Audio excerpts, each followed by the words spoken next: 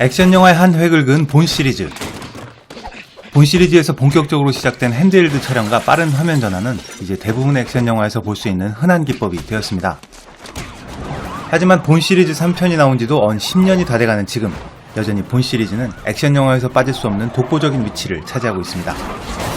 비슷한 영화들이 수없이 등장해도 절대 따라잡을 수 없는 본 시리즈만의 액션 비법. 오늘은 본 시리즈의 액션 장면의 비밀을 한 땀 한 땀 풀어보겠습니다.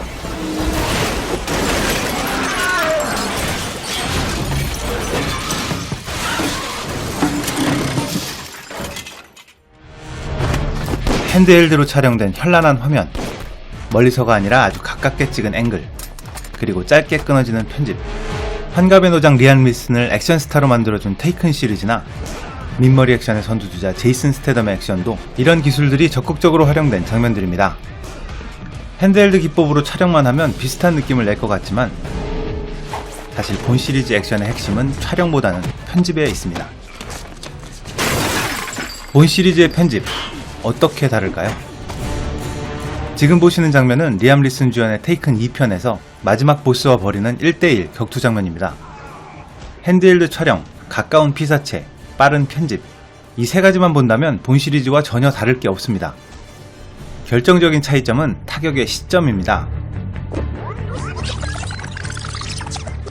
상대방에게 주먹이 꽂히는 순간, 화면은 맞는 모습을 확실히 보여주지 않고 커트돼서 다른 앵글로 바뀝니다.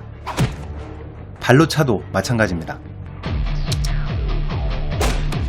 쉽게 말하면 주먹을 날리는 액션 부분과 이를 맞는 리액션 부분이 언제나 다른 숏으로 분리돼서 보여집니다.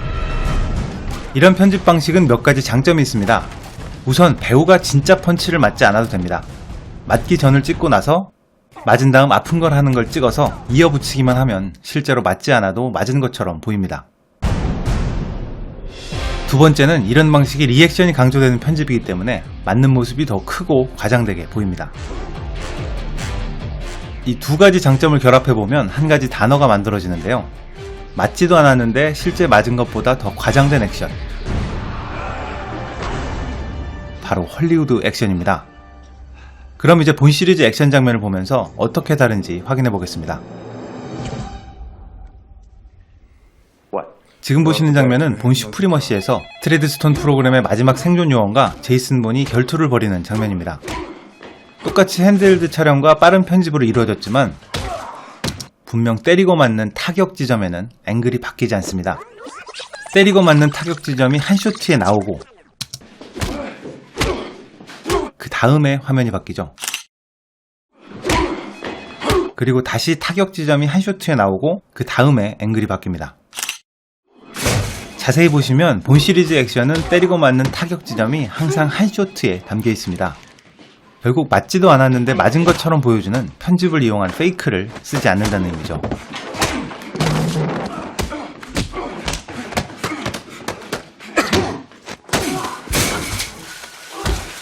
본 얼티메이텀에서도 이런 특징은 유감없이 발휘됩니다. 특히 책으로 상대방을 가격하는 이 장면에서는 실제로 겁나 세게 때리는 느낌이 그대로 느껴집니다. 이런 실제 타격감은 어떤 편집으로도 만들어낼 수 없는 진짜 배기 액션입니다. 이렇게 액션의 핵심은 화려함보다는 사실감에 있습니다. 그리고 이 사실감은 맞는 장면을 직접 보여주지 않고는 절대 만들어낼 수 없는 것이 당연합니다. 본 시리즈는 이 불변의 진리에 단지 핸드헬드와 빠른 편집이라는 화려한 포장을 더한 것 뿐입니다.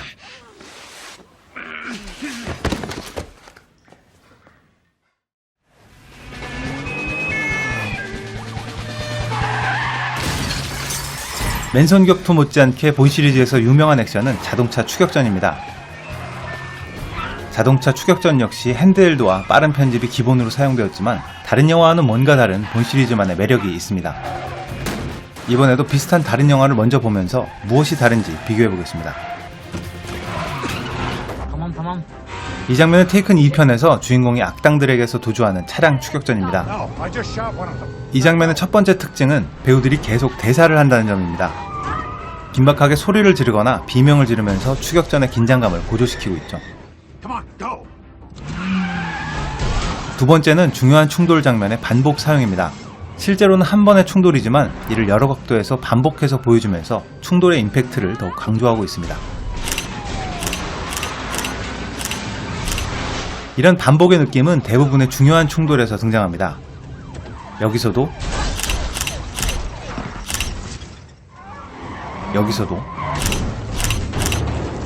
또 여기서도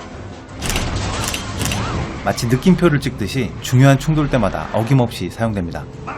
세 번째는 음악과 효과음의 사용 방식입니다. 긴장감 있는 음악이 나오다가 아주 중요한 장면에서는 음악이 사라지고 효과음만 남습니다. 여기에 장면의 반복까지 더해진다면 충돌의 임팩트는 훨씬 커 보입니다. 그리고 추격이 다시 시작되면 음악도 다시 등장하게 됩니다. 네 번째 특징은 클라이막스를 위한 떡밥입니다. 추격전의 마지막에 대한 긴장감을 고조시키기 위해서 이를 암시하는 설정샷을 미리 관객들에게 보여줍니다. 난데없이 기차가 등장하는 장면을 보여줌으로써 추격전의 마지막에 이 기차와 충돌을 예고합니다. 음악은 커지고 대사도 커지다가 음악이 사라지면서 이런 방식을 뒤집어서 생각해보면 차량 추격전 자체로 긴장감을 만들기가 쉽지 않기 때문에 부수적인 다른 요소들을 동원해서 긴장감과 임팩트를 만들어내는 방식이라고 할 수 있습니다. 또 어렵게 찍은 장면일수록 좀 더 강조해서 보여주고 싶은 감독들의 바램도 크게 작용한다고 할 수 있습니다. 이런 의미에서 본 시리즈의 차량 추격 장면을 한마디로 요약하자면 겁나 쿨한 연출입니다. 엄청 힘들게 찍고도 그냥 대수롭지 않게 보여줍니다. 목숨 걸고 찍은 장면들도 반복 사용 한번 하지 않고 스쳐가듯 지나갑니다. 그럼 본 시리즈의 3편 본 얼티메이텀의 추격 장면으로 확인해볼까요? 경찰차를 탈취한 제이슨 본을 추격하는 차량 추격전이 시작됩니다. 처음에는 긴장감을 고조시키는 음악으로 시작했지만 금세 음악도 사라집니다. 더 신기한 건 이제 앞으로 5분여의 추격전이 벌어지는 동안 정말 대사 한마디가 등장하지 않습니다. 보이고 들리는 건 오로지 자동차들의 추격 그 자체입니다. 차가 몇 대가 순식간에 부서지지만 카메라가 제대로 비추지도 않습니다. 그리고 이 장면을 한번 보시면 경찰차 뒷부분이 다 날아갈 정도로 진짜 셀이 박았는데도 고작 2초 등장하고 끝납니다.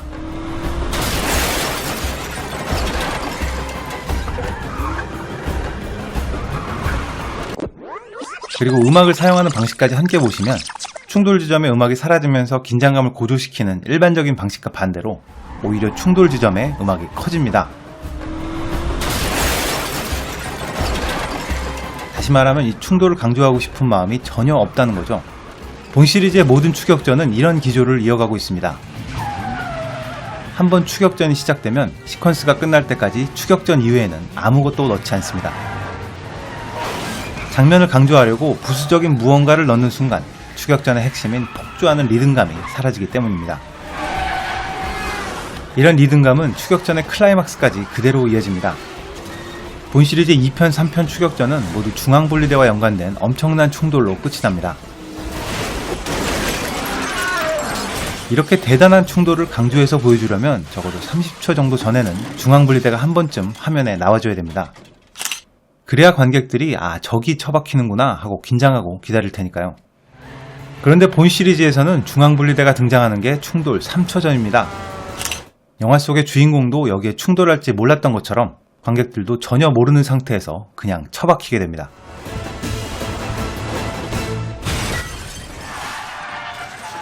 기대감을 고조시키기 위해서 미리 던져주는 떡밥이 전혀 없기 때문에 실제 교통사고를 당한 느낌처럼 이 충돌이 더 급작스럽고 현실적으로 다가옵니다. 어쩌면 본 시리즈에 출연한 스턴트 코디네이터들은 조금 억울할 것 같습니다. 자신이 목숨 걸고 찍은 장면들이 이렇게 휙휙 지나가는 걸 보면 못내 아쉬울지도 모르겠습니다. 아마도 영화사 관계자들도 이런 장면을 좀 더 강조하라고 했을 것 같습니다. 하지만 그렇지 않았기 때문에 본 시리즈의 차량 액션이 다른 영화와는 확연한 차이점을 갖게 되었습니다.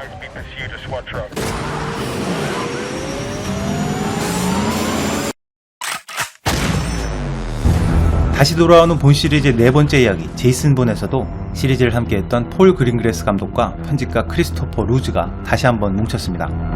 이 두 이름만 가지고도 이번 제이슨 본에서 액션만큼은 절대 실망하지 않으리란 확신이 생깁니다.